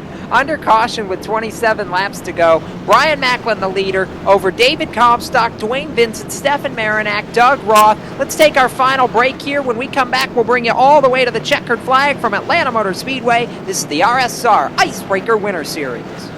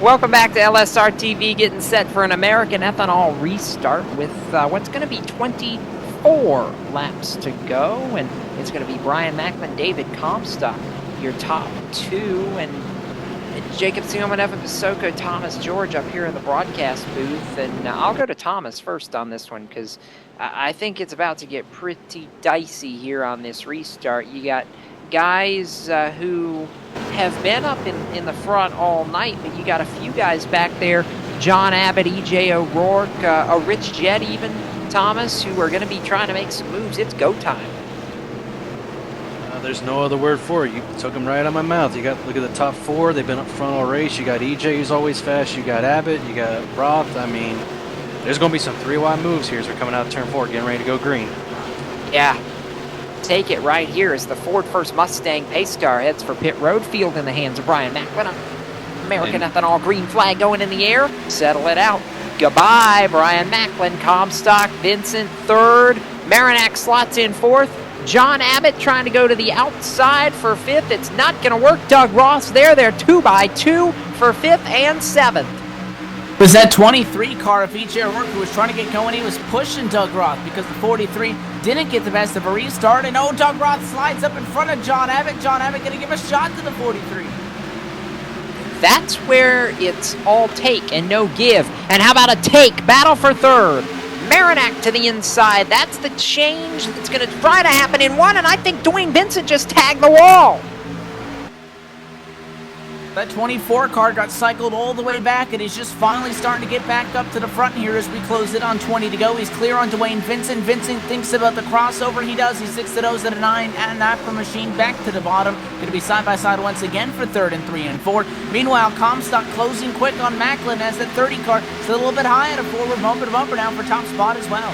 He wanted to make the move for the lead, couldn't do it. Now going to think about it in one, thinks better of it. And actually, Marinac was able to hold that third spot on Dwayne Vincent. I'm a little surprised by that. Now off two. Macklin a little bit sideways. Can the 20 capitalize? No, he can't. They're still single file all the way back through the top 10 right now. Back to Scott Saunders in the 49 machine. He's made a nice rebound up to 10th. And here comes Comstock again, about a half groove lower off turn 4. Thomas just trying to find any inch of racetrack he can to make that move. Yeah, he's looking for the best possible run off the corner here, and especially in these nationwide cars. Oh, here we go. He's looking at it right now. He's got the momentum. He's going down the backstretch for the lead. Yeah, side by side, wheel to wheel, going to turn number 3. Here comes Comstock for the lead. Macklin not going to squeeze him down there, gives him a little bit of space. Marinac's there off 4. Can he make the challenge for second? They're still wheel to wheel at the stripe. Oh, Macklin almost, a little bit of contact, I think, and Comstock led that lap, but Macklin not ready to give in, and that's, he's got to make something happen in a hurry. Otherwise, he's going to be hung out to dry on that top lane with nowhere to go. And now look at the 24 trying to shove the 30 back by. This is what you call giving it everything these guys have, because the 20 was going hard, the 30 now digging, and it's going to be the outside that could possibly get it for Brian Macklin. The run at a quarter number 4 going to give him a half a car length advantage. Can he get clear? Yes, he does. Give it to that FedEx machine. Wow. And again, that power move on the outside. We're inside 20 laps to go now. And that power move to the inside. Are we going back side by side for the lead? Yes, we are. Comstock taking the look. Here comes Dwayne Vincent. They're 2x2 for the lead. 2 rows deep. Don't count out Doug Roth and John Abbott. They're in this too. If any of them makes a mistake. Oh, 43 absolutely. and the 10 cars in this is a spoiler right now, 5th and 6th position. But look how tightly packed those top 4 are. We're side by side, 2 rows deep, just in about less than a 10th of a second of each other. 20 car loose again. The 30 of Macklin going to hang on once as well on the outside. Look at the 43 of Doug Roth getting physical with the 9. Oh, they can't keep doing this for too much longer. Somebody's going to end up in the wall if they keep this up. Now, look at the outside lane. Marinac trying to go for second. Vincent trying to go for third, but it's the 24 with the run to the outside. He's trying to make the move for P2. That 9 car fighting on the bottom of the 24 is going to find himself stuck up high once again. Doug Roth now entering the mix. He could possibly get a 4th place out of this Yeah, no, but to the bottom goes John Abbott. Again, the 10 to 43, they made contact not too long ago. These guys not going to play nice for fifth. No, and Abbott, he's just trying to make a move to see if he can get something here. Battle for the lead once again, going too deep for the top spot, and they touch. Comstock got the the left rear quarter panel rather of Macklin when he came down there, wheel to wheel for the lead. Comstock's got the advantage off two. They touch again. Oh! 24's on the wall, 24's on the wall. Marinak slow down the back as he caught the fence hard. And for the second time tonight, Marinak going to lose the top 5 spot out of quarter number 2. He slides back to about 9th Here spot. comes Dwayne Vincent for the And lead here's on the battle 4. for the lead. Dwayne Vincent to the inside of David Comstock. They're wheel to wheel again at the start-finish line. 2 1,000ths give it to Comstock, but it's Vincent with the advantage and the lead in one. Are we sure we're not at cars Iowa? fighting back. No, Dwayne Vincent just drove it in the fence. He overdrove turn 2. Wow. I don't even right now, and look at John Abbott trying to make the move. Roth is there. Ross in Comstock. What? What even? I agree with Thomas. Are we sure we're not at Iowa? I don't know. The race is like it's a short track the way they're bouncing off each other.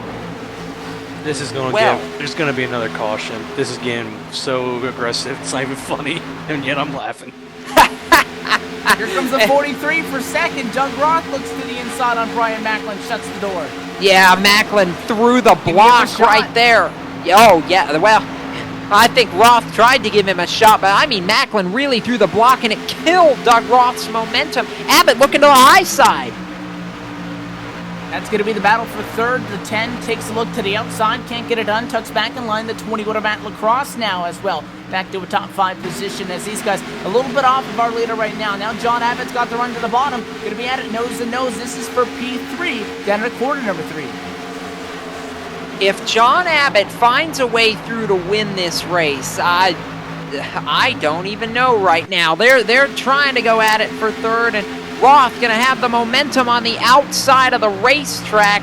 What a move these guys are putting on, and Brian Macklin's trying to close for the lead again. It's down to a car length. And the 30 trying to make one last final charge here as we close in. 11 laps to go this next time by. Brian Macklin off by about 1/10 of a second. The 21 got a high side on John Abbott. That battle for fourth. Yeah, Lacrosse tried to move him down the back straightaway, and Abbott was having none of that. Lacrosse says, let me in here. I want to make a move. Abbott to the bottom, Lacrosse up high, and meanwhile, David Comstock and Brian Macklin, the two teammates, are leading this party with about 10 laps to go. Oh, they're not teammates anymore, my friend. This is all take. Fall for the win. Yeah. Yeah, and I think Macklin's going to want one. Comstock got one last week, and Brian Macklin finished second to him then. I can assure you he does not want a repeat of that. You got to wonder if the 30 car Macklin's saving a little something here with less than 15 to go, and it's hard to tell. They look like they're both racing really hard. Comstock is good on the short runs, but Macklin I know is a little bit better on the long runs. So it's going to be interesting. We might see another photo finish here at Atlanta. Oh, how many of those have we seen over the years? Earnhardt, Labonte, Harvick, Gordon. I mean, you ask yourself, it's going to get good. We know it's going to get good. Battle for fourth. Matt Lacrosse to the inside. John Abbott up high. Abbott nearly in the fence. And now the top two once again start to pull away. Doug Roth still sits P3. Twitter to Matt Lacrosse now through and clear for fourth. John Abbott not quite done with him. 10 car could actually catch the fence as he tried to get back to the bumper of the 21. That time down the back straightaway. That's going to hit about a car length in between those guys for fourth and fifth position. Here comes Brian Macklin, though, starting to close down to 1.5 car lengths. Now only 1 car length to the bottom. 30 takes a peek at corner number 1.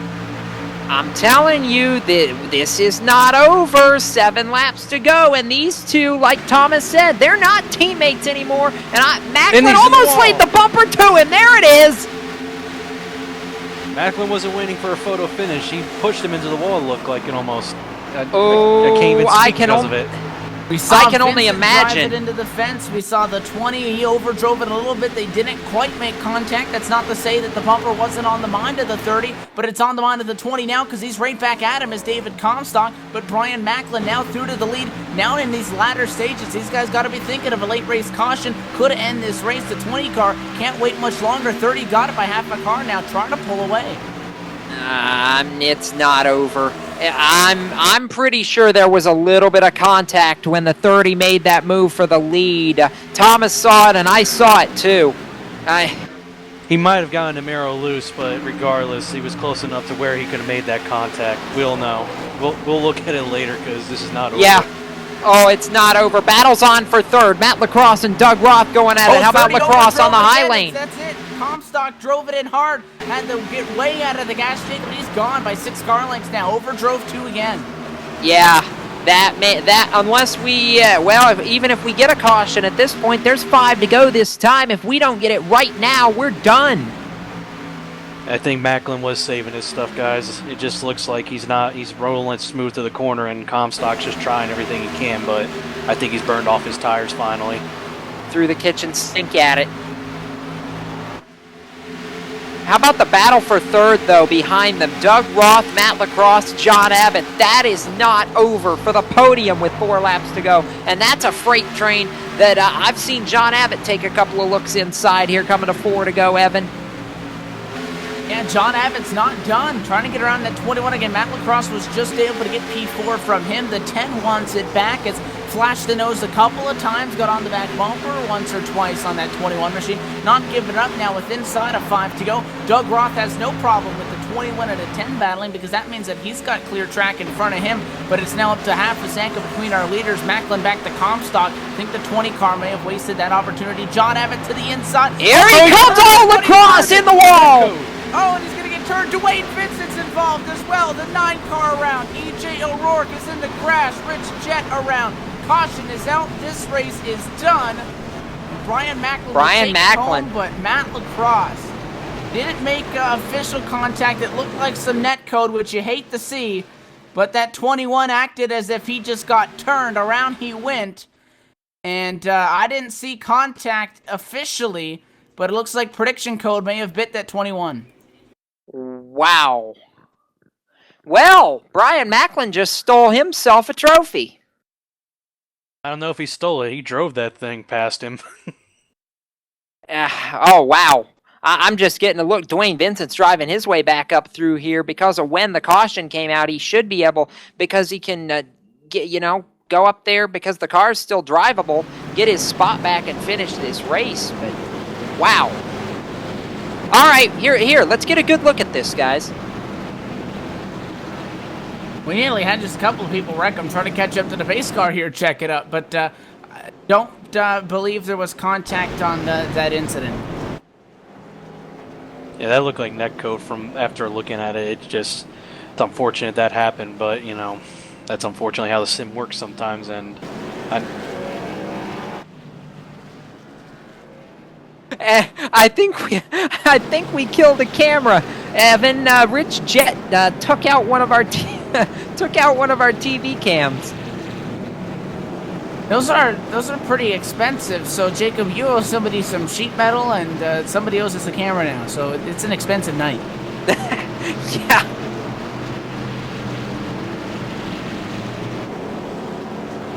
Alrighty. So let's see. We're gonna come to the dual yellow and white this time by Macklin, Comstock, and Roth is going to be the podium. Can we give a call to John Abbott, though? 28th to 4th. What a drive by that team. And Rich Jett even, 33rd to 7th. Those two drove the wheels off their machines to come home with solid top 10 runs tonight. And don't forget the points implications. Dwayne was involved in that wreck, but he actually gained a position, so even though Comstock and Macklin finish ahead, Dwayne still gets a top 5, and it's going to help out his points battle here as we go along in the season. Yeah, He's very lucky that the sim allowed him to get that spot back, because there's times where you'll spit it out and it's going to make you stay back in line. But I think the fact that besides our top 5 being all over each other, everybody from there back was decently spread out to the point that that 9 car was able to get back going and to be allotted that spot back in line. So could have been a lot worse for Dwayne. EJ got turned around. Rich Jet was backwards. All these guys going to be able to maintain 5th, 6th, and 7th. So could have been worse. But the 24 car as well, Stefan Marinette, going to come home 11th after being up front. Yeah, unfortunately. And it's going to be caution and checkered this time by. And for Brian Macklin, Evan, I believe this is going to be his, I don't have the book right in front of me, but I think it may be his first win. 30 car's got a lot of talent, so it'd be hard to imagine that he hasn't gotten it to victory lane. But again, still relatively a new face here. Not sure if he has any prior history. We'll check we'll it dig under through the the brakes books here. Yes, we'll dig through to see. But nonetheless, he'll get it at Hotlanta tonight. Yeah, the teammates 1-2. Comstock gives him a bump. It's Brian Macklin, the FedEx Chevrolet, taking it up to the house. He wins it. David Comstock second, Doug Roth third, John Abbott fourth. Dwayne Vincent, after being involved in that final lap skirmish, comes home fifth. EJ O'Rourke, Rich Jet, Nathan Little, Brian Harvey, Brennan Mercer, 31st to 10th. Nice run for the 29 machine. That's how they shake out right now, and the celebration, I imagine, going to be pretty sweet for that FedEx Chevrolet, Evan. I know it's his first win of the season. Yeah, 3 races in, and the FedEx machine going to be able to get the victory lane. He's not taking the coasting way around. He's accelerating full force to be able to get the front straightaway, because he wants to burn that thing down.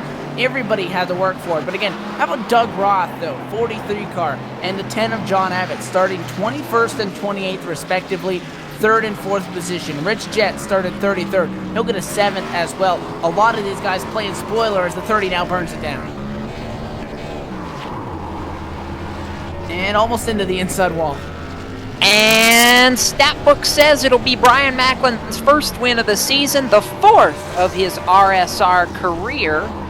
That's tied with a bunch of people for about 29th or so on the add the 4th one in. It's going to tie him for about 20th on the all-time win list. So Macklin grabs his 4th career win. Of course, still a long way to go to get up there with the big names, but he's earned the right to burn it down, and he is burning it down. We'll hear from him, from his teammate, and from all the other top finishers. Coming up right after this, the celebration is on for the Stroker Aces, and that Cody Bias Racing team, Evan, boy, they have been on it here of late. Macklin wins. We'll hear from him after this from Atlanta Motor Speedway. It's LSRTV and the RSR Icebreaker Winter Series.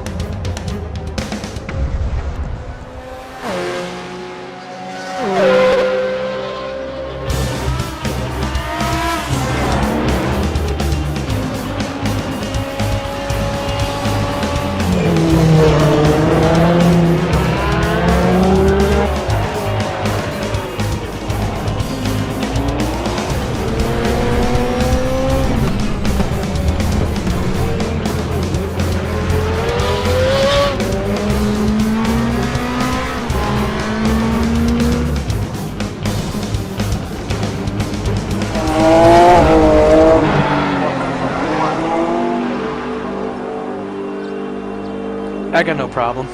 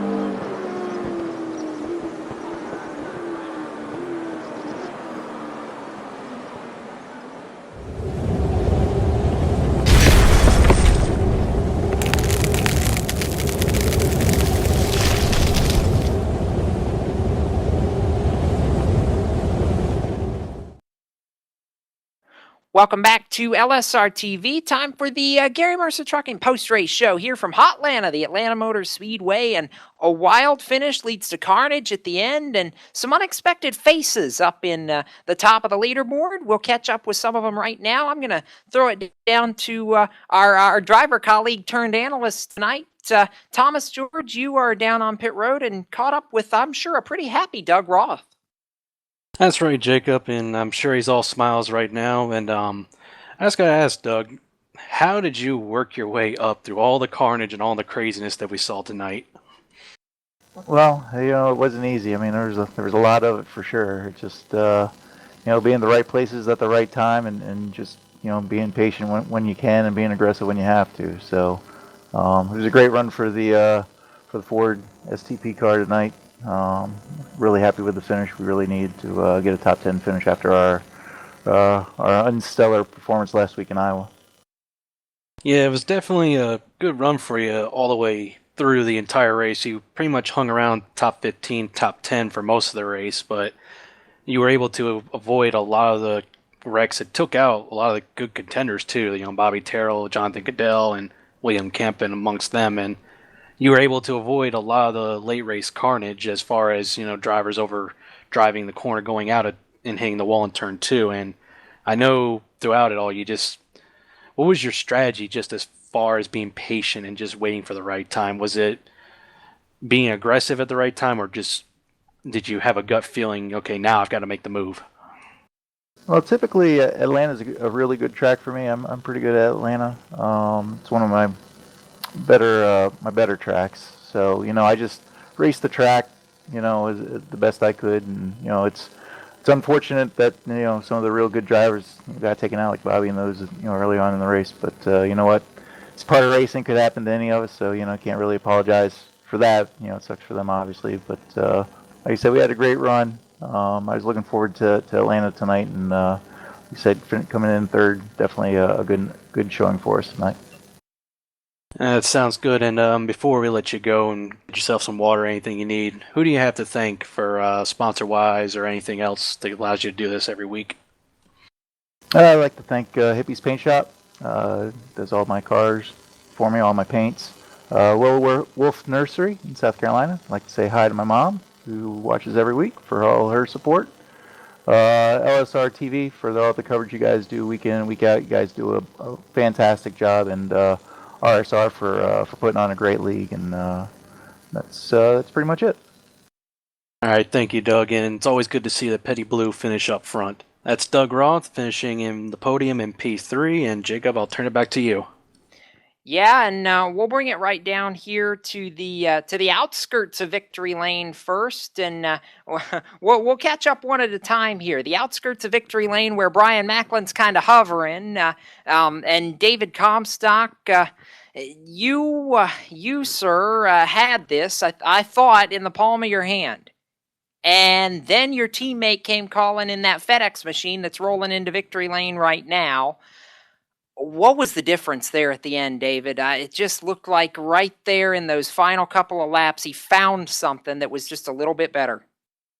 Yeah, he had a special package to deliver to me, and that was to just flat out outrun me and beat me there. I mean, the first half of the race was just running my own pace, set of sail out front, and then I clipped the wall into one trying to arc it out, and ever since then I lost speed and I couldn't pull away on the restarts like I was before.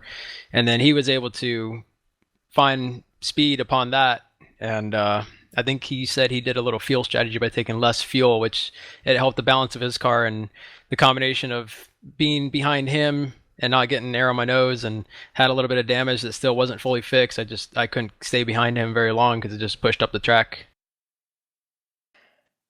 You dominated this race tonight, David, and for all three races, the Monster Energy machine has led the most laps in all three of them. I know in an 8-race series, bonus points can mean so much, but you've had such a good car. Is this one of those where you almost feel like maybe one got away from you tonight?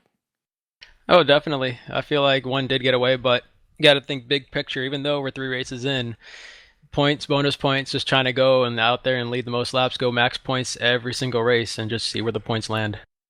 They've landed pretty well for you so far. Pick up a few on Dwayne Vincent tonight. And David, no, you can't do this by yourself. Your teammate just a few yards down from us in victory lane. But who makes it happen for you guys on that 20 team? Definitely like to thank Moss Energy and Gary Mercer Trucking for being on board each and every week, sponsoring us. And back at the shop there, Cody Bias Racing, they prepare really good cars for us each and every week. And we'd like to thank all of our teammates that would come out and support us each week. And Real Sim Racing for putting on the series. It's a heck of a show. Guys up front, the top 5. Couldn't have asked a better race as close as we were running and not wreck. That's what it's all about right there. And Live Sim Racing TV for broadcasting it. Thank you, guys. It was a wild night, and we appreciate it, David. And going to walk a few feet over here to your teammate of the FedEx Chevrolet in victory lane. 4th career RSR victory for you, Brian Macklin. And when it counted, there you were. You and David start 1-2 and finish 1-2. Just the roles were reversed there at the end. He had the best car for 90% of this race. You had the best car when they pay all the money. What was that pass like to get the lead, and how'd you hold him off there in those final laps?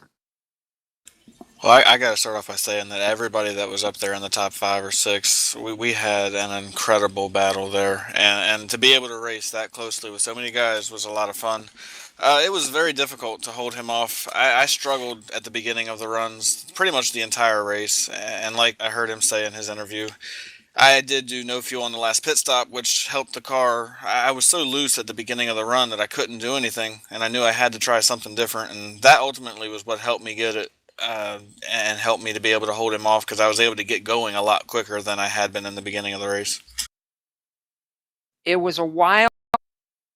Oh yeah, got to thank everybody at Cody Bias Racing. They are incredible teammates. They provide really good race cars every single time we go out on the track. And then when they're not racing, they're helping us by doing strategies and helping be the spotter. And it's just an overall amazing team. Got to thank David again for racing. Got to thank everybody at Cody Bias. Got to thank everybody here at Real Sim Racing and you guys for putting on the show. Got to thank FedEx, of course. I've been a big fan of Denny Hamlin and like to support them along with him. So just everybody that is involved in this whole deal. What a wild night, but it ends with another CBR 1-2. Brian Macklin the win, David Comstock second. Brian, you get to celebrate, and congratulations, first win of the season. And my gut tells me it may not be the last for the two of you battling it out here at the top of the pylon. Well, I told you guys last week, we got to go out there and try to win races. We kind of dug ourselves a little bit of a hole at Michigan, and now it's just go out there and try to attack every race and try to win it, and that's exactly what I'm going to try to do. And he, with all the admin duties, but this track, just kind of got a good feel for it, and I just relied on a lot of information from the past. Out in practice, I couldn't hardly get a lap in. A lot of distractions. I didn't really feel good about it. My goal was just to come home without any incidents.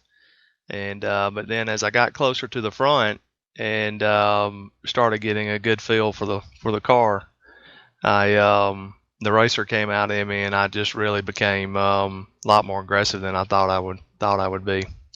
Yeah, you made some aggressive moves. Had a great battle with Matt Lacrosse there at the tail end, and just one of those where it seemed like you two were going toe-to-toe, and contact maybe once, but you guys kept it pretty clean for the most part, and it just looked like the whole night was fun out there tonight. This race was extremely entertaining, I thought, all the way through. 6, 7, 8 cars in that lead pack all night long, and just white knuckle, like everybody's been saying. It's exciting to watch. It's got to be exciting for you guys.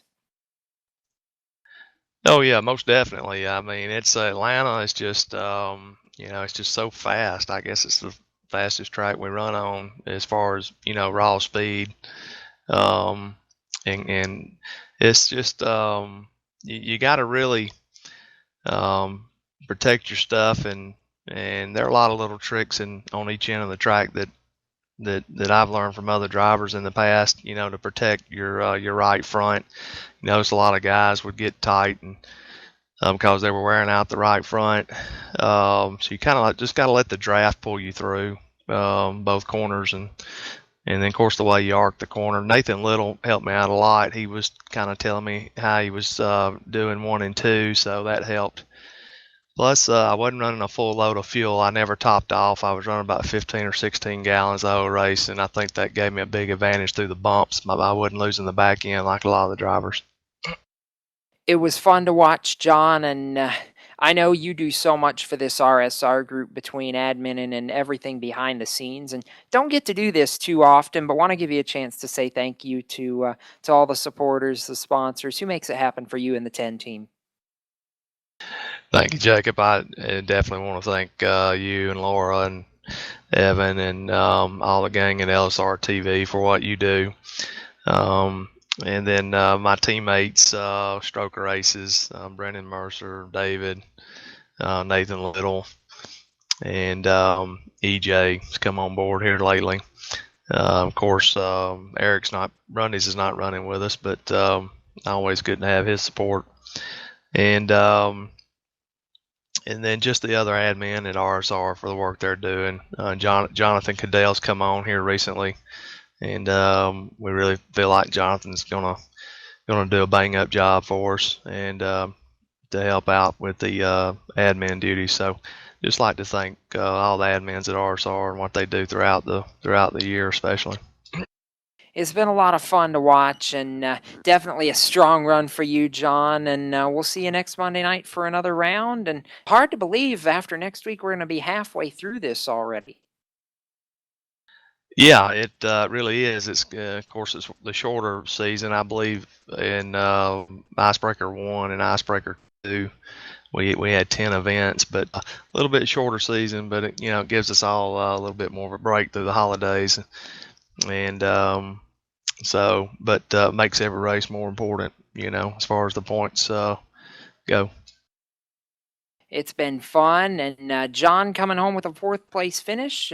And before we head off into the night, going to take a quick look here at the full field rundown. Brian Macklin, of course, getting the win. David Comstock 2nd. Doug Roth and John Abbott, who we just talked to, finishing 4th. Dwayne Vincent rounding out the top 5. 6th to E.J. O'Rourke. 7th to Rich Jett. 8th to Nathan Little. 9th, Brian Harvey. 10th to Brennan Mercer. Stefan Marinac comes home. 11th, Wyatt Wolf. 12th. Scott Saunders. 13th. Josh Morgan. 14th. Jimmy North. 15th.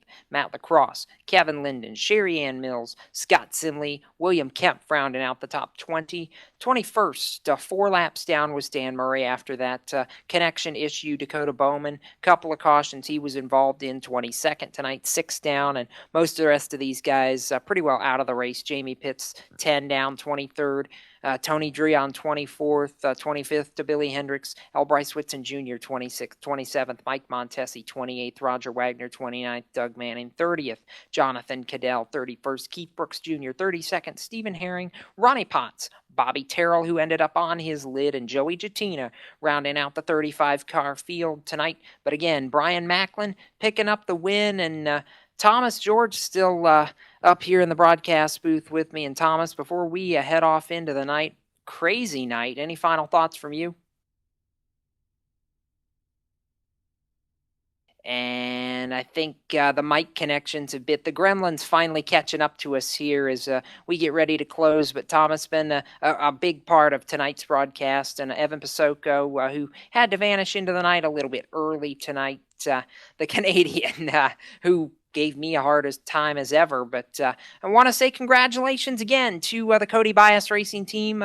It's the 3rd straight race that I've broadcasted where there's been at least one on top of the podium, and they had a trifecta in the Pro Series, now a double tonight here in RSR competition, and it is Brian Macklin, the FedEx Chevrolet, who takes home the win. Congratulations to him. We will see you in a week's time here on LSR TV for round 4 of the Icebreaker Winter Series before the holidays. Until then, for Evan Pasoko, Thomas George, and our executive producer, Laura Lawson, I'm Jacob Seelman. Keep it off the wall until we meet again, and we'll see you next time on the web. So long from Atlanta.